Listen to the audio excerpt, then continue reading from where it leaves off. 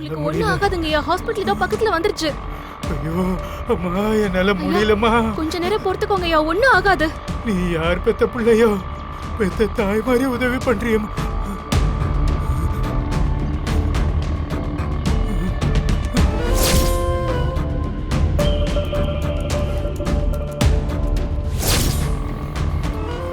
மனுஷனுக்கு மனுஷன் உதவி பண்ணலனா எப்படிங்கய்யா? என்னடா ஒரு பெரியவர் மேல மோதிட்டோமேங்கிற குற்ற உணர்ச்சியே இல்லாம அவன் பாட்டுக்கு போறான். இல்லம்மா, இல்ல, இது அந்த மீனாட்சி அம்மா எனக்கு கொடுக்கிற தண்டனைமா, தண்டனை. என்ன சொல்றீங்க?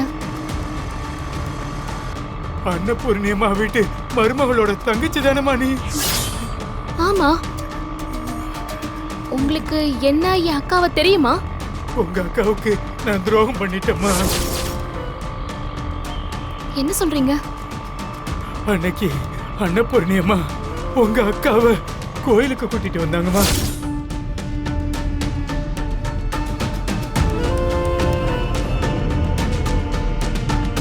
இந்த பொண்ணு உடம்புல அம்மன் இறங்கியிருக்கா. தாம்பத்திய வாழ்க்கை ஆரம்பிக்க எந்த ஏற்பாடும் செய்யக்கூடாது. சரிங்கய்யா, வரேன். அப்போ நீங்க போய் சொல்லிதான் என் அக்காவை அங்க பிரதட்சணம் செய்ய சொன்னீங்களா? என்ன மன்னிச்சிருமா. அது மட்டும் இல்லம்மா, அதை விட பெரிய ஒரு பாவம் பண்ணிட்டம்மா. என்ன சொல்றீங்க? வாழ வேண்டிய பொண்ணு சாமி உன் மேல இருக்குன்னு போய் சொல்லி புருஷன் முன்னாடி ஒண்ணு சேரக்கூடாதுன்னு சொல்லிட்டம்மா.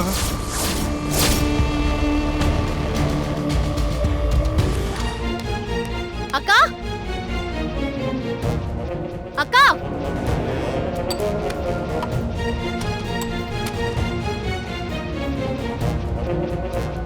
ஏய் மீனாட்சி, ஏன் வெளியே நிக்கிற? வா உள்ள வா. மீனாட்சி, ஏன் உள்ள நிக்கிற? வா. வா மீனாட்சி உள்ள வா. மீனாட்சி, உங்க அப்பா எங்க?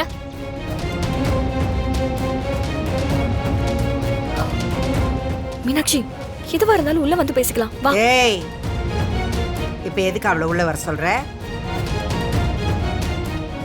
அவளதான் இந்த வீட்டுக்குள்ள வரக்கூடாதுன்னு சொல்லியிருக்கேன்ல. நான் ஒன்னும் இந்த வீட்ல உட்கார்ந்து சாப்பிட வரல. நீங்க செய்யற அநியாயத்தை கேட்க வந்திருக்கேன்.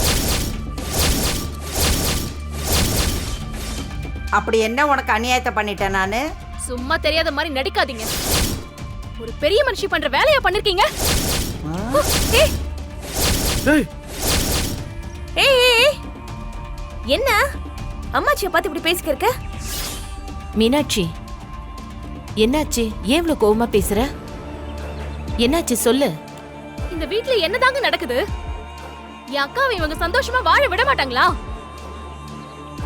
எங்க அக்கா இங்க சந்தோஷமா இருக்கான்னு நம்பிட்டு இருக்கோம். ஆனா அவ சந்தோஷத்தை கெடுக்கிறதுக்காக தான் எல்லா சதியும் நடந்துட்டு இருக்கு.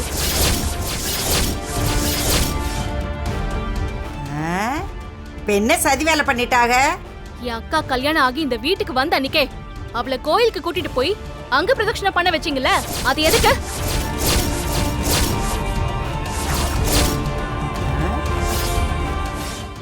எதுக்குன்னா அவங்க வாழ்க்கை நல்லா இருக்கணும்னு தான்.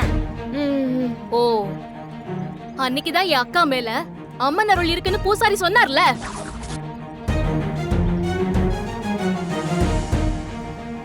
ஆமா, அதுக்கு என்ன இப்போ? என் அக்கா மேல சாமி அருள்ல ஒண்ணுமே இல்ல, அதெல்லாம் போய். இந்த பாரு, இந்த வீட்டுல நான் என்ன வேணாலும் செய்வேன். அத கேட்க நீ யாரு? என் வாசல்ல நின்னு சாமி ஆடிட்டு இருக்காத. ஒழுங்கா கிளம்பி போ.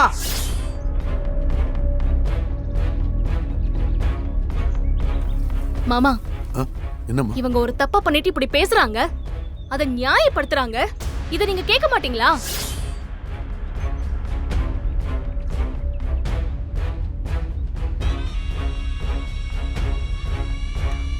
மாமா, அக்காவையும் உங்களையும் இப்படி பிரிச்சு வைக்க பாக்குறாங்களே, இதெல்லாம் நியாயமா இருக்கா? நீங்க கேளுங்க மாமா.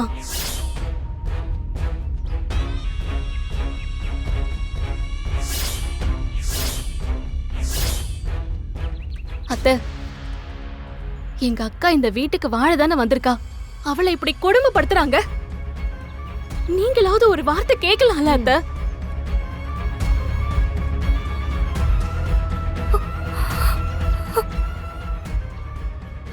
எல்லாரும் இப்படி நிக்கிறீங்க? யாருமே அவங்க செய்யற அநியாயத்தை கேட்க மாட்டீங்களா?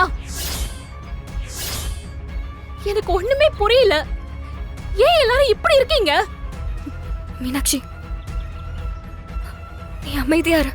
என்னால இந்த வீட்ல இருக்கிறவங்க மாதிரி நடக்கிற தப்பெல்லாம் பார்த்துட்டு அமைதியா இருக்க முடியாதுக்கா. ஏன் இப்படி பண்ணீங்கன்னு அவங்கள பார்த்து கேக்குறதுக்கு ஒருத்தருக்கு கூட தைரியம் வரலல்ல?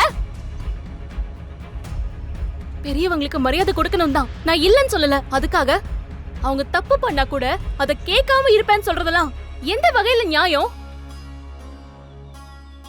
மீனாட்சி, மீனாட்சி, மீனாட்சி, நில்லுன்னு சொல்றேன்ல.